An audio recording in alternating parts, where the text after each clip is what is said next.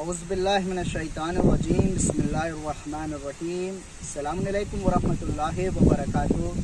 नाज़रीन, एक बार फिर वलदुज़्ज़िना ने अभी इससे पहले कुरान के ख़िलाफ़ अपनी ज़ुबान खोली थी और अब जो है इसने सुन्नत इब्राहीम के ऊपर फिर उंगली उठाई है इस लानती वसीम रिज़वी ने।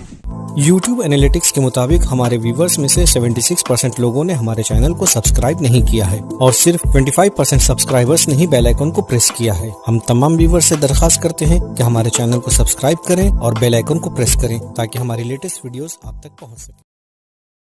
आइए सबसे पहले हम उसका बयान सुनते हैं कि उसने कहा क्या है। आइए मोमिनीन उसका बयान सुनते हैं।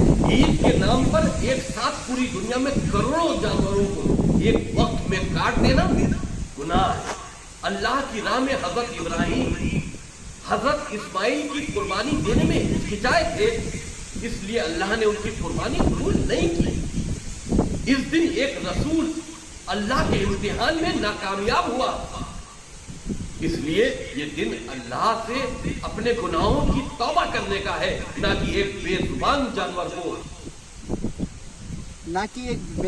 जानवर को ज़िबा करने का। इसने की इस तरीके से यह बयान दिया है। नाजरीन, जैसा कि आप तमाम नाजरीन ने जाना भी है इससे पहले कि इसने कुरान मजीद में से 26 आयत रिमूव करने के लिए कहा है। याद रखिएगा, ये वसीम रिज़वी जो है वो शिया नहीं है, बल्कि शिया के नाम के ऊपर एक कलंक है। हमारी तो राय है, मेरा मशवरा है कि इस साल कुर्बानी के ऊपर बकरों को ज़िबा ना किया जाए, बल्कि इसी बकरे को जो सबसे बड़ा जो दुम्बा है इसी को ज़िबा कर दिया जाए तो बेहतर है।